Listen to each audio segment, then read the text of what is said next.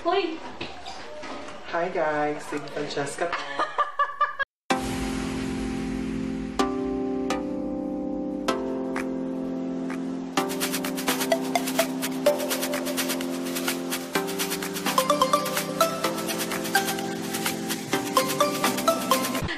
So, alis na po kami. Pupunta pa kami ng Siargao. And we are all ready. Yes, look at us.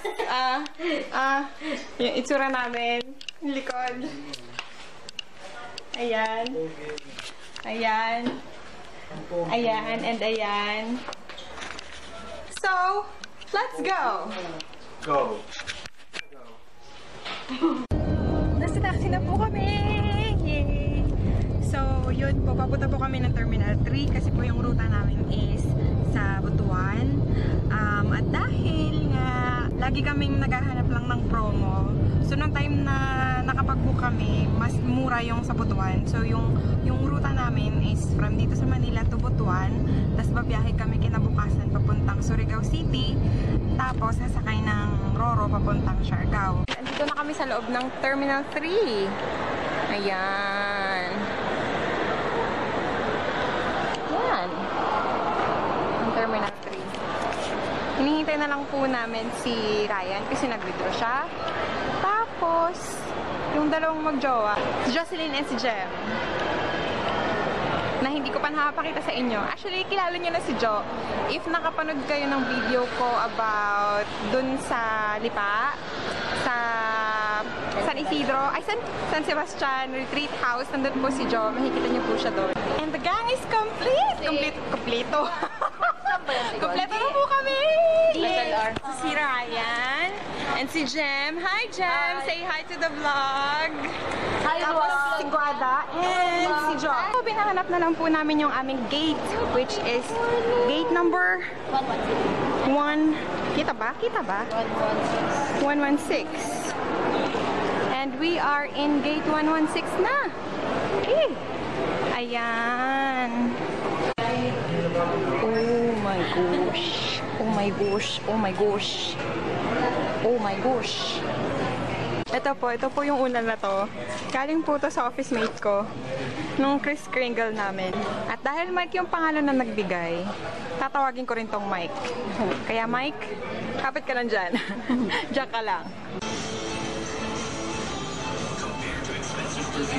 Yan po ang itsura ng Agusan River. Hindi ko na na-video kanina yung pag-landing ng airplane. Tapos yung itsura ng airport. Kasi umuulan and ayokong ilabas tong camera ko kasi baka mabasa at masira. Nga, wala nang video. So there. So andito po kami sa PPA, Philippine Port Authority ng Butuan City. Pupunta po kami ng Magallanes kung asan yung bahay namin. At doon mag-spend ng gabi para bukas magbiyahe ulit papunta ng Surigao and then to Siargao.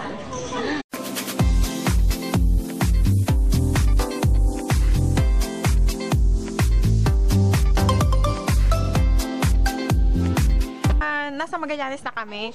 Andito kami sa parke na tinatawag nilang Magellan. Sinasabi nila dito, as per history, bumaba daw dito si Magellan. Kaya yun, pinangalanan nila tong Magellan. Tapos yung monument na yan, na hindi nyo nakikita, nakakainis, is tinayo nila yan. Ano ba tawag sa amin? Parang monument para kay Magellan. Dito naman on this side. Oo. Hindi nyo nakikita pero nakakainis, wala ngangay. Pero yan, actually tubig yan. Ito yung kabuuan ng Agusan River. Nakikita nyo yung mga lights doon, ayun, sa kabilang side na yun ng river.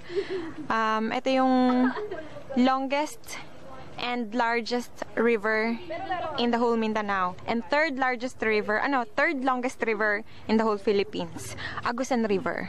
Ayan.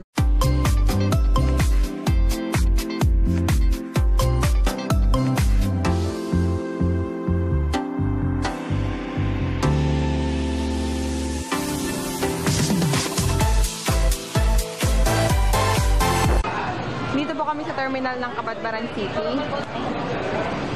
Supermarket tayo. Yep. Cabadbaran City.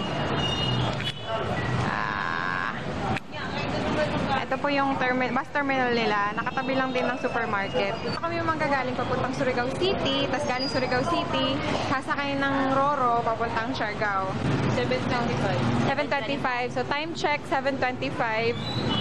Expected time na makakarating ng Surigao City is 11 or 10. Basta mga ganun po, sasakay ng Roro ng 12. At expected time na darating ng isla is 3 p.m. So there.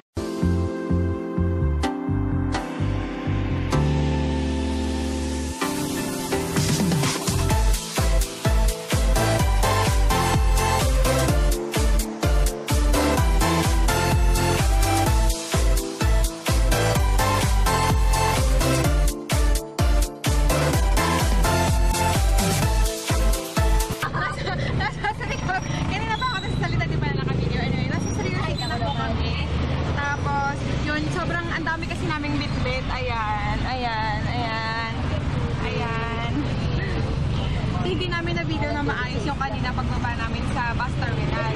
So, kung sasakay kayo ng bus, nasa Surigao City bus terminal na kayo, dun sa babaan, at sasakay kayo ng multicab, at papuntang PPA, Surigao City PPA. So, magbabayad kayo ng 10 piso. Ayan, ulit. So, kita-kita ulit doon. Pag nandun na tayo. Guys, andito na po kami sa kung saan kukuha ng ticket papunta sa Siargao.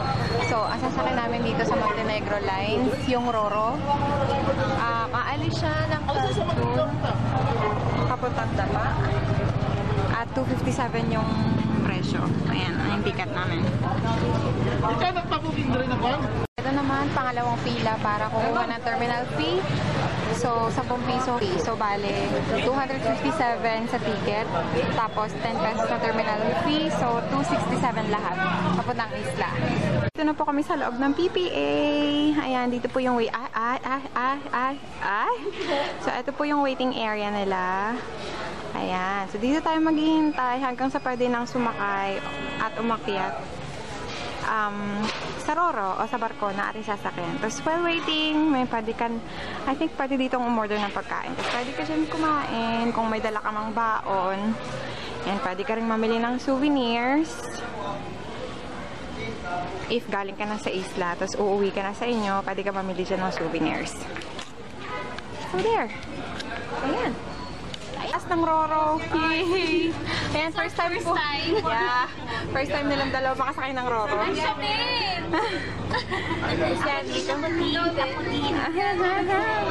So, dito po kami sa gilid para makita namin yung dagat. Ayan. Kita ba? Ang dumi ng ng salamin. But yan, ayan yung PPA. Pwede kami galing kanina. Ayan yung mga ibang barko dito. We are here! Dito na po tayo sa Siargao. Ayan.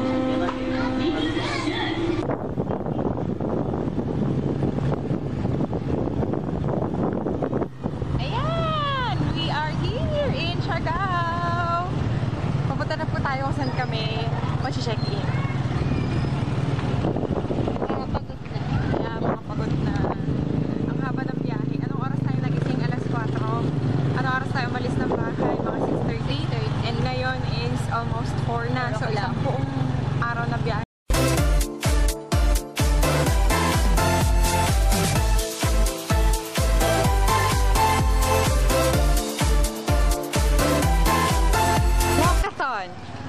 Papuntang Boulevard. Doon po tayo maghahanap ng mga kain. Actually, hindi.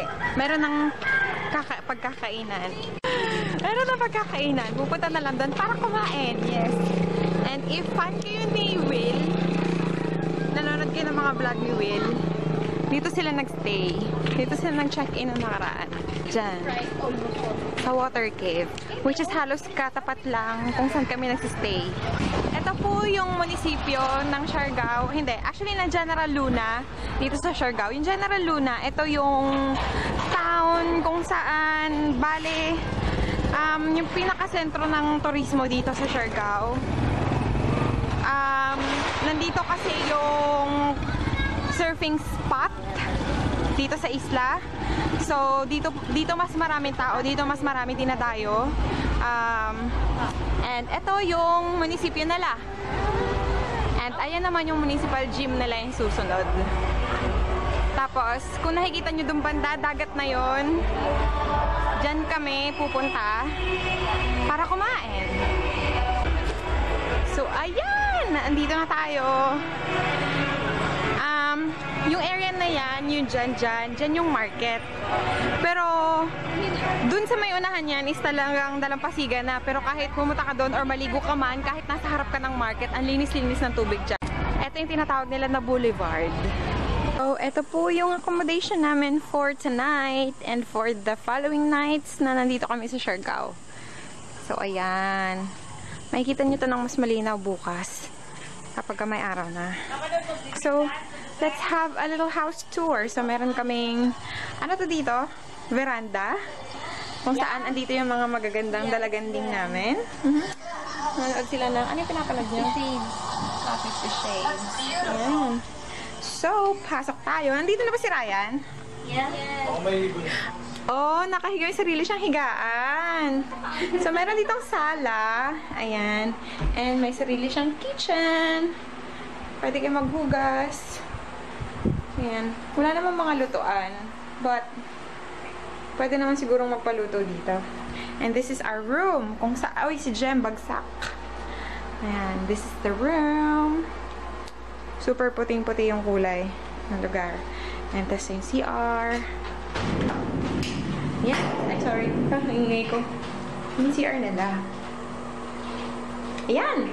So, yun yung house tour. Alam po, so after po namin nagpunta ng Boulevard, nag-dinner po kami doon. Kasi yung nanay ko nandito, may sarili siya parang karinderya dito.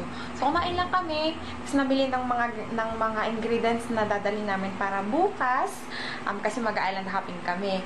But para sa inyo, bukas nyo pa, next week nyo pa mapapanood yun. So, abangan nyo kasi pupunta kami ng 3 isla and mag-aaral kami ng surfing. So, yan. Hindi ko alam kung mag-video namin na maayos yun, pero may dala naman sila Jo na underwater camera. So, titry namin kunin kung ano yung kaya namin kunin. Pero yung habang nagsisurf kami, hindi ko lang alam kung paano mag-video habang nagsisurf. Pero we'll try na i-capture yung lahat para sa inyo. So, yun lang. Safe naman po kami nakarating sa Siargao. And meron kayong questions kung paano pumunta dito, comment lang kayo sa baba and I'll try to answer them as quickly as I can and as much as I could. And ano pa ba? Yeah, abangan nyo yung island tour or island hopping namin. Mapapanood nyo yung next week. And if hindi po kayo nakaka-subscribe sa channel ko, feel free po to subscribe. And kung gusto nyo po yung mga videos na ina-upload ko, click the like button. And ano pa ba? Yun lang, check out nyo rin po yung Facebook page ko, kasi Instagram, and Twitter na ililink ko sa baba. Yun lang po. Good night! Bye!